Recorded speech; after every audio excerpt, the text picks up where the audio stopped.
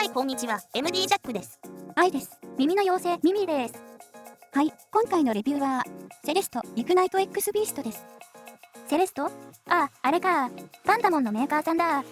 そうね。フミホ、パンダモン、ブルータスビーストなど、仙台教や仙人伝などの古代文献に記録されている神話上の生き物シリーズね。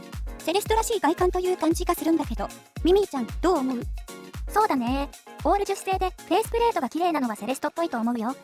そうよね。いつもながらに綺麗なんで、すでに欲しいフラグ立っちゃった。10-3T プリントを使用、半透明の黒い仕上げで、フェイスプレートには炎の要素があり、モデリングによって作成された炎のテクスチャが特徴なのね。3D プリント後、デザインはスプレー塗装され、ザイラとクノのグラデーション効果を与え、燃焼中の炎の外観を再現しています。ってことで、このあたりはセレストの得意とするところよね。どっちの雰囲気もいいよね。オール樹脂製ってことは軽いんだよね。そうね。サイズが少し大きめに感じる割に、片側 4.7g だから軽い方ね。内側はイヤーフィンの凹凸があるから、この形状が苦手な人はお気をつけを。イヤーチップの軸の長さで調整すると案外いいかもしれません。価格は7000円台でオプションによって変わってくる。ドライバーは自社開発のフルレンジ 10mmLCP 液晶ポリマーダイヤフラムダイナミックドライバーを搭載。それと広域補助用に1001にカスタム BA を搭載。これね。あ、まだ言ってなかったけど 1DT プラス 1BA のハイブリッドモデルなんだね。そうだよ。半透明の樹脂なんで、ドライバーの配置を見てみると、ノズルの下の方、ダイナミックドライバーの横あたりに BA が配置されてる。なるほど。光当てると結構見えるんだね。はい、では波形を見ていきましょう。セレストカスタムイヤーチップ2種は、ボーカルチップ、バランスチップという特徴を持ち、測定結果では、ボーカルチップの方が4から6キロあたりがちょっと強調されるようです。でも、レビューではいつものディバイナスベルベットを使うんだよね。そう。中広域以上でバンドルイヤーチップ2種の間の特性を持ち、平均的な出方でノズル系の太さ、細さにもかなり対応できるんで、レビューには重宝しているのよ。そう、装着感もいいし。マイイヤーチップの測定結果を重ねると、5から7キロあたり、ファイナル E とセドナイヤーフィットライトの間に全体が収まるのはいつもの感じだね。今回のサウンドチェックは価格帯は置いといて、ドライバー構成だけ同じものを選んだよ。まず、7Hz ソナス。イグナイト X ビーストの音を聞いたとき、思い出した。それは音の傾向が似てるってことですか？そうだね。価格はちょっと上。それから KZZSN Pro 2。低価格帯だけど、コスパも抜けも良いモデル。価格差は結構あるけど、同じ 1DT プラス 1BA モデルなんだね。面白そうじゃん。まずは聞いてみよう。音調整の基準はイグナイト X ビースト。バンドルケーブル使用。はい、了解です。ではサウンドチェックいきましょう。音量上がります。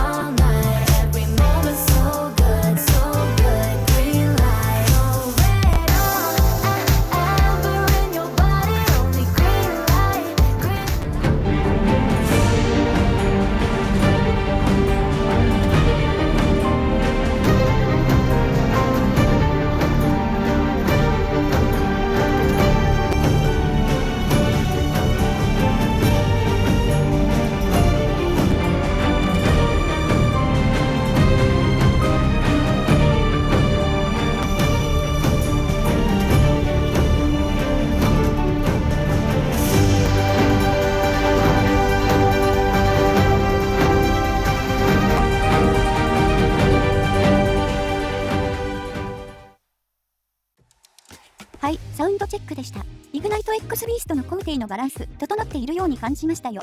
ソナスは2キロくらいまではイグナイト X ビーストとほぼ同じ波形ですが、中広域から10キロ以下の広域にかけては一番明るく感じました。5から6キロあたりをあまり抑えていないからなんでしょうね。低域は少し軽く、ちょっと曖昧さがあった気がします。ZSN プロ2は 300Hz ぐらいから3キロぐらいまでを結構抑えてるんで、中広域はちょっと物足りなさを感じたんだけど、これが特徴で、もっと上の帯域にフォーカスしたチューニングになってる。実機の広域はかなり繊細で、シンバル系の響きが線は細いけど綺麗だと思ったよ。10キロ以上にもう一山あるんで、広域の伸びはあるよね。全体的にどんしゃりだね。中広域の弱さを EQ で持ち上げたら、比較にモデルにかなり寄ったなり方もできちゃうんで、やっぱり ZSN プロ2のコスパの良さは圧倒的だわ。イグナイト X ビーストの低域は量感を少し抑え、明瞭さ、硬さを優先した感じだね。ややすっきり感じるのは 200Hz あたりを少し抑えた結果のように思う。でもスネアに薄っぺらさや軽さは感じなかった。その代わりタム系は量感にやや不足感があったかな。バランスが少し低域寄りのミックスのアルバムでもボワつきが少なく締まっていて印象良かったわ。2キロ手前から5キロ付近までは突出させず割と平均的に出していて、さらに 4.5 キロあたりにアクセントピークのような小さな山を作って調整しているのがいいんじゃないか。この波形なのでメロディー、ボーカルは前に出るタイプだけど突出するほどでもなくバックの音に適度に絡む。歌物聴きたい人でもインストでもメロディーは大事。そこはしっかり抑えてる。10キロ以上の広域は BA を搭載している割に抑えた感じですね。でもこれがいいバランスの要因になっているとも思いましたが。そうなんだよね。ハイハット、シンバル系の音量、音質、両方の関係が絶妙だなと思った。中広域をある程度出しておいて6キロ付近は一旦しっかり落とすが落としすぎず、その上のピークへ向かうので聞き疲れするような質感ではないかな。ただ愛ちゃんが言うように10キロ過ぎにピークらしいピークはないので、感触系で超広域までしっかり聞きたい場合は不向きかも。ソナスもかなり好きなサウンドだけどイグナイト X ビーストより少し価格設定が高めなんで、これから買うならイグナイト X ビーストは結構いいんじゃないかな。全体的には音自体は近めだけど空間を音で埋め尽くすような感じではなく、楽器間に多少の空間を作って鳴っているような印象で余韻も感じられ低位感もいい。リケーブルはした方がベターで、今回もナイス HCK ディープスローを装着しての視聴だったけど7000円台でこの質感はお値段以上なんじゃないかなって思ったわ。特に広域を安易に出しすぎず制御、調整している点がお気に入りポイントだね。やっぱりいいですよね。よし、これは欲しいものリストじゃなくて買っちゃおうっと。最初から買うの決めてたんでしょ？まあね。ということで 1DD プラス 1BA モデルセレストイグナイト X ビーストのレビューでした。ではまた次の動画で。ご視聴ありがとうございました。MD ジャックチャンネルはイヤホンレビューを音と波形た言葉で表現します。チャンネル登録お願いします。